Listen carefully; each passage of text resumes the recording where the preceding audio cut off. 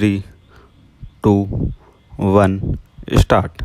माननीय सर्वोच्च न्यायालय का निर्णय इस देश के हेतु एक कानून के समान है, जिसकी पालना करना प्रत्येक न्यायालय हेतु बाध्यकारी है और देश की सभी सिविल संस्थाओं और न्यायिक अधिकारियों की जिम्मेदारी है कि वे उसकी पालना करें। विराम। संविधान में इस व्यवस्था का उल्लेख किया गया है। विराम। इस संवैधानिक प्रावधानों के दायरे में हमें कोर्ट के निर्णय में दी गई टिप्पणियों पर विचार करना चाहिए। विराम। माननीय न्यायालय के निर्णय में यह टिप्पणी विचारणीय है, जहां यह कहा गया है, इस केस में हुए रहस्य उद्घाटन से पता चलता है कि एक बड़े पैमाने पर पैसा गलत ढंग से कमाया गया है और नेताओं ने जो भ्रष्टाचार किया है वह उनका दैनिक आचरण ही बन गया था और ये लोग बिना भय के निडर होकर देश की संपत्ति को नोच रहे थे। विराम। इस संकेत को समझने होगा। विराम। वे सरकारी कर्मचारी तथा मंत्रीगण जो अज्ञात स्रोतों से आय अर्जित कर रहे हैं, वे भ्रष्टाचार विरोधी कानून के चंगुल में आ जाते हैं। विराम। ऐसे लोगों पर इस निर्णय के अनुसार कार्यवाही की जानी चाहिए। विराम।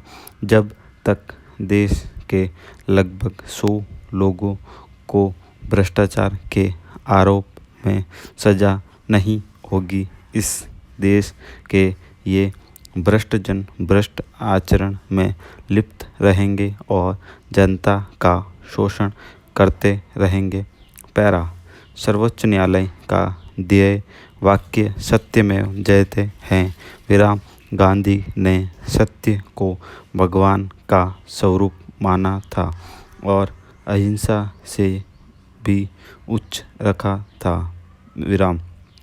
हमारे धर्म शास्त्रों में स्पष्ट रूप से व्यक्त किया गया है कि धर्म की नींव आचरण की शुद्धता पर है, क्योंकि यदि कोई धार्मिक कहलाने वाले साधु चरित्रहीन है तो वह संत हो ही नहीं सकता। विराम।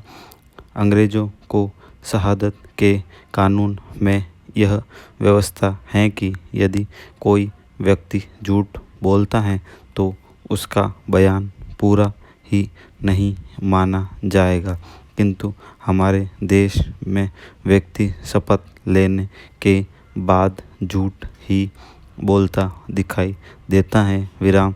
ऐसे कोई अपवाद ही होंगे जो कि झूठ नहीं बोलते होंगे।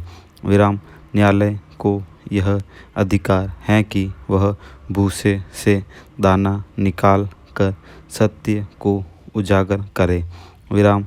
एक बहुत बड़े प्रश्न को न्यायालय ने सुलझाया है कि यदि कोई लोक सेवक उपहार लेता है तो वह भ्रष्टाचार के कानून के तहत अपराध है तथा इस दलील को भी नहीं माना कि उपहार पर आयकर देने मात्र से वह वैध आय हो जाती है। विराम।